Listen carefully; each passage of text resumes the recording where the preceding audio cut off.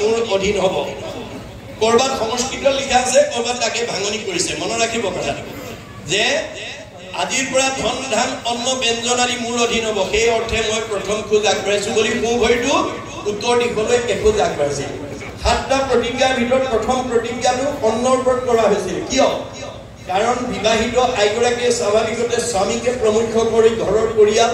আলহী অতিথি ভকত বৈষ্ণৱক অন্ন আদি খাদ্য বস্তু প্ৰস্তুত কৰি খুৱায় আইগৰাকীয়ে খোৱা অন্নৰ পৰা আমাৰ প্ৰত্যেকৰ শৰীৰত সাত ধাতু সৃষ্টি হয় অন্নৰ পৰা ৰস ৰসৰ পৰা তেজ তেজৰ পৰা মাংস মাংসৰ পৰা মেদৰ পৰা হাড়ৰ পৰা মজ্জাৰ পৰা শুক্ৰৰ পৰা আমাৰ সতি সন্তান গতিকে অন্ন শুদ্ধ হলে ব্ৰহ্ম শুদ্ধ হ'ব ব্ৰহ্ম শুদ্ধ হলে সতি সন্তান শুদ্ধ হ'ব এতিয়া আমাৰ অন্ন কেতিয়া শুদ্ধ হ'ব আমাৰ গীতা ভাগৱতত কৈছে সবে কৃষ্ণক পৰ জানিবা নিশ্চয় অৰ্পণা নকৰিলে কিছু ফল নধৰে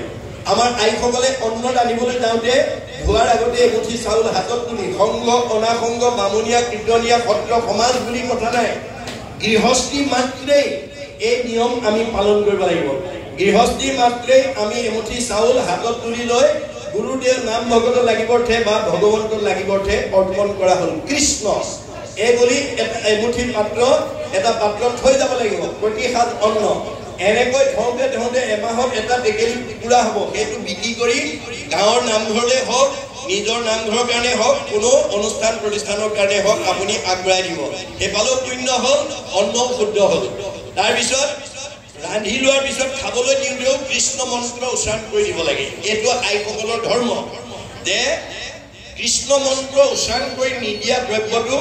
অপবিত্ৰ হয় বুলি কৈছে বেদে কৃষ্ণ মন্ত্ৰ হীন দ্ৰব্য মতিতাৰ দুষ্টা অন্নজল সুৰাতাৰ কুকুৰৰ বিষ্ঠা কৃষ্ণ খাওক বুলি নোকোৱাকে দিয়া দ্ৰব্যটো কুকুৰৰ বিষ্ঠাৰ লগত তুলনা কৰিছে বেদে কুকুৰৰ বিষ্ঠাৰ লগত কিয় তুলনা কৰিছে গৰুৰ গোবৰো গোবৰুৱাই খায় কিন্তু কুকুৰৰ বিষ্ঠা একোৱেই নাখায় গতিকে আমাৰ আইসকলে অনাগত দিনত মই ভবা নাই আপোনালোকে কৃষ্ণ বুলি নোকোৱাকে দিছে বুলি কোনোবা যদি সেই অভ্যাসৰ পৰা আঁতৰি আছে অহাকালিৰ পৰা আপোনালোকে অভ্যাস কৰি দিয়ক আমাৰ দাৰ্শনিক পণ্ডিতে কৈছে you have to keep the practice of remembrance নাম স্মৰণ every day every hour rather every second when a strong habit is formed by unceasing practice throughout the period of life then it will be easy to remember God at the time of the day আপুনি অন্ন দিওঁতে যদি কৃষ্ণ কৃষ্ণ কৰি দি থাকে the sing of Hari which is from in heart no other virtue is greater than নাম sword নামতকৈ আৰু ধৰ্ম নাই আপোনাৰ মুখত ঈশ্বৰৰ নামটো যাতে ওলায় তাৰ প্ৰতি আইসকলে প্ৰধান গুৰুত্ব দিব লাগিব আইসকলে দিয়া অন্নৰ পৰাই আমাৰ ব্ৰহ্ম সৃষ্টি হ'ব গতিকে কৃষ্ণ মন্ত্ৰ হীন দ্ৰব্য কৰি যাতে অন্ন দিব লগা নহয় তাৰ প্ৰতি আইসকলে গুৰুত্ব দিব লাগিব এইটো হৈছে অন্ন সদাচাৰ শয়ন সদাচাৰ আজি আমাৰ 8 নম্বৰ সদাচাৰটো হৈছে শয়ন সদাচাৰ আমাৰ সমাজত বহুত মানুহ শুবও নাজানে উঠিবও নাজানে টোপনি ধৰি পুলিয়ে এতিয়া গৰম দিনত ফেন চলি আছে কোমল বিছনা পাৰি থৈছে আঁঠুৱা তৰি থৈছে প্ৰটিনযুক্ত আহাৰ পেট ভৰাই খাইছে আৰু বিছনাত গৈ শুই দিছে এইটো স্বভাৱ যদি আছে আজিৰ পৰা এৰিব আমি কেনেকৈ শুব লাগে মাধৱদেৱে আমাক দেখুৱাইছে দুঃশব্দ নাশন ইটো মাধৱ নাম দুষ্ট গ্ৰহ ভয় বিনাশন পৰম সম্পদৰ ৰূপ জানি মাধৱৰ নাম সৰ্বদাই কৰি কীৰ্তন ভগৱন্ত মহাপ্ৰভু মাধৱদেৱে 1000 এফাগি গুৱা অকল অসমৰ মানুহ ভাৰতৰ মানুহৰ কাৰণে নহয় বিশ্বৰ জীৱশ্ৰেষ্ঠ মানুহ কৰিবৰ কাৰণে এনেকুৱা এখন গ্ৰন্থ লিখিছিল যিখন গ্ৰন্থত 1000 এফাগি ঘোষা যাক হাজাৰী ঘোষা বুলি কোৱা হয় পৃথিৱীত ধৰ্মশাস্ত্ৰ আছে যত সবাহাৰে সাৰ আছে ঘোষাৰ মধ্যত আপুনি জীয়াই থাকোঁতে যদি 1000 এফাগি ঘোষা তত্ত্ব যদি ল'ব পাৰে পৃথিৱীত দ্বিতীয় ব্যক্তি নোলাব যি আপোনাক তৰ্ক যুদ্ধত পৰাভূত কৰিব ইমান মাহাত্ম্যযুক্ত এখন শাস্ত্ৰ তাৰ পৰা আপুনি এফাগি ঘোষা নোপোৱাকৈ যাতে শুব লগা নহয় কেতিয়াবা আপোনাৰ পাৰিবাৰিক জীৱন দাম্পত্য জীৱন যুগ্ম জীৱন সাংসাৰিক জীৱন সামাজিক জীৱনৰ প্ৰতিক্ৰিয়াই এনেকৈ মনত প্ৰভাৱ পেলায় যে বিছনাত পৰি দিয়াৰ পিছত বহুত সময়লৈকে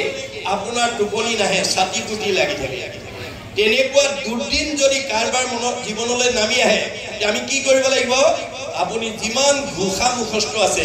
যিমান কীৰ্তন মুখস্থ আছে যিমান বৰগীত মুখস্থ আছে যিমান দিহানাম মুখস্থ আছে এফালৰ পৰা আপুনি গাবলৈ আৰম্ভ কৰক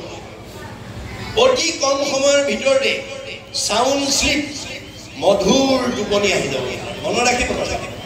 আৰু বহুত মানুহ উঠিব নাজানে সাৰ পোৱাৰ লগে লগে চকু মোহাৰি কামৰ ধান্দাত নামি আহে আপোনালোকৰ সেইটো অভ্যাস আছে যদি এৰিব আমি কেনেকৈ উঠি আহিব লাগে আমাৰ ভাগৱতৰ নিয়ম বান্ধি দিছে যে পৰম পুৰুষ ভগৱন্তই আমাৰ প্ৰত্যেকৰ শৰীৰতে তিনিটা গুণনাম লৈ অৱস্থান কৰি আছে কেনেকৈ ব্ৰহ্ম পৰমাত্মা ভগৱন্ত একে তত্ত্ব একৰেকে তিনি নাম লক্ষণ ভেদত তিনিটা গুণনাম লৈ আমাৰ দেহ জগতত অৱস্থান কৰি আছে ব্ৰহ্মৰূপে আমাক চৈতন্য কৰি ৰাখিছে আপুনি দূৰ টোপনি গলেও আপোনাৰ জীয়াই